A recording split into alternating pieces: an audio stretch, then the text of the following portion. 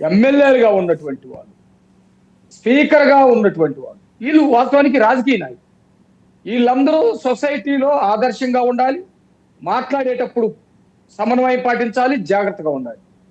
కానీ వీళ్ళు మాట్లాడినటువంటి మొత్తం కూడా ఆంధ్ర రాష్ట్ర ప్రజలు చూశారు, దేశం కూడా చూసింది. బయట మాట్లాడతాం కాదు, హౌస్ లో కూడా మనం ఎవరూ కూడా చర్చించుకోవటానికి, మన నోటితోటి ఉచ్చరించడానికి వీలు పడనటువంటి మాటలు మాట్లాడారు. కానీ ఆ రోజు కూడా వీళ్ళు ఎంత మాట్లాడినా రాజకీయ నాయకులుగా ఉన్నటువంటి వాళ్ళం మేమెవరూ కూడా ఈ భాష మాట్లాడలేదు. మాట్లాడటం తప్పు, ఇలా మాట్లాడారు, ఇది మాట్లాడకూడదు, ఇట్లా మాట్లాడితే ఖచ్చితంగా చర్యలు ఉంటాయి, ఎప్పుడు మీరు అధికారంలో ఉండరు అని చెప్పేసి మేము చెప్పాం. ఎస్, ఈ రోజు కిరణ్ గురించి కూడా చెప్పారు. కిరణ్ రాజకీయ నాయకుడు కాదు. ఒకవేళ రాజకీయ నాయకుడు కాకపోయినా మా కార్యకర్త, ఐటీడీపీకి సంబంధించి. కిరణ్ మాట్లాడింది 100కి 1000% తప్పు. మేము వెంటనే నిర్ణయం తీసుకున్నాం. వెంటనే మా ప్రభుత్వం ఉండి మాకు సంబంధించినటువంటి అధినేతలు అతని మీద ఆగ్రహం వ్యక్తం చేయటమే కాకుండా అతన్ని సస్పెండ్ చేయటం జరిగింది. తర్వాత పోలీసులు కేసు కట్టి అరెస్ట్ చేయటం కూడా జరిగింది. ఒకటి, అతను రాజకీయ నాయకుడు కాదు, కార్యకర్త అయినా కూడా మేము తప్పని చెప్పాం, వెంటనే అరెస్టులు కూడా జరిగింది.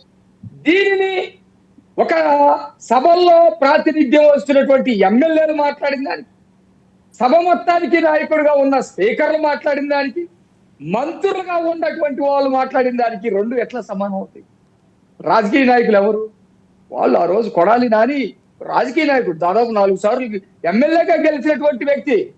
జోగి రమేష్, అంబటి రాంబాబు, రోజా, స్పీకర్ తమ్మినేని, వీళ్ళు రాజకీయ నాయకులు. నిజంగానే నేను ఒప్పుకుంటున్నా. రాజకీయ నాయకులుగా ఉండి ఆ రోజు వాళ్ళు మాట్లాడినటువంటి మాటలకి వాళ్ళ ముఖ్యమంత్రి గాని, వాళ్ళ పార్టీ పెద్దలు గాని, వాళ్ళ సలహాదారులు గాని, వాళ్ళ కుటుంబ సభ్యులు గాని ఎవరైనా ఇది తప్పు అన్న దాఖలు ఒక్కడాన్ని చూస్తారా? మేము ఈరోజు ఇమ్మీడియట్ గా స్పందించాం, ఇది తప్పు, ఏమయ్యా ఎందుకు మాట్లాడతారు అని ముఖ్యమంత్రి ఎవరైనా మాట్లాడినట్టు కానీ, లేకపోతే గతంలో ముఖ్యమంత్రి మాట్లాడినట్టు కానీ, లేకపోతే ఆదేశాలు ఇచ్చినట్టు కానీ, మాట్లాడొద్దని వాళ్ళకి ఇంటర్నల్ గా చెప్పినట్టు కానీ ఎక్కడైనా వచ్చిందా? రాకపోగా ఎవరో ఏదో మాట్లాడితే దానికి పెడార్థాలు తీసి, పెడార్థాలు కూడా మాట్లాడని కోడి భాష ముఖ్యమంత్రి స్వయంగా మాట్లాడి. సరేనండి, అది కాదండి. ఒక్క విషయం మాణిక్యాలరావు గారు, గతాన్ని మనం ఎంత తవ్వుకున్నా అది మళ్ళీ తిరిగి రాదు. వాళ్ళు అలా చేసారేమో, అలా అనుకున్నారేమో ప్రజలు. సరే 11 సీట్లే వచ్చినాయి. ఇప్పుడు మీరు చేసేదేంటి, చేయబోయేదేంటి, ఇలాంటి వాటికి ఎలాంటి ఫుల్ స్టాప్ పడుతున్నదని కదా మనకు కావాల్సిన సమాధానం.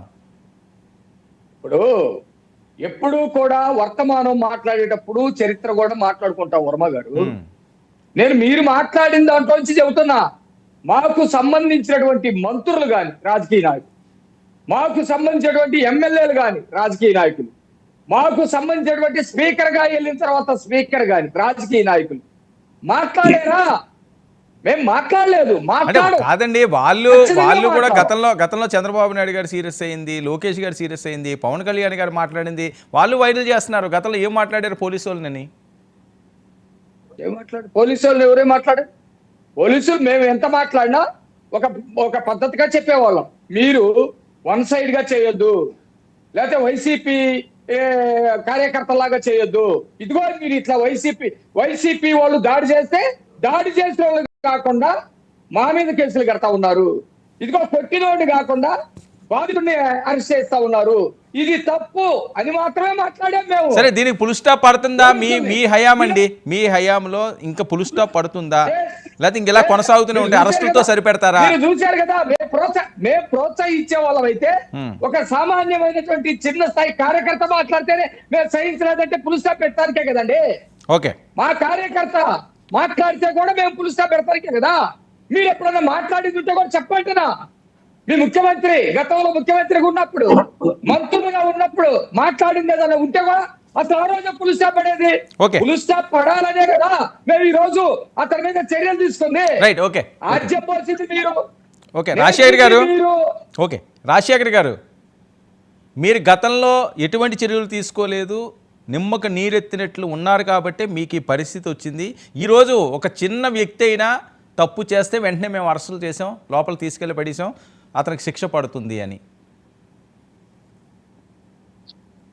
Good evening sir. Good evening. Panel ఉన్నటువంటి మిత్రులందరూ కూడా ముందుగా నమస్కారాలు. నమస్తే. ఇప్పుడు సార్ వర్మ గారు, ఇప్పుడు గతం గురించి కూడా ఒకసారి మనం మాట్లాడుకోవాలని మాట్లాడుతున్నారు కదా మిత్రులు. కరెక్టే. గతంలో కూడా మరి ఏ విధంగా ఈరోజు ఉన్నటువంటి స్పీకర్ అయ్యన్న పాత్రుడు గారు జగన్మోహన్ రెడ్డి గారిని ఎలా మాట్లాడారో అందరికీ తెలుసు. ఆయన ముఖ్యమంత్రిగా ఉండగా ఆయన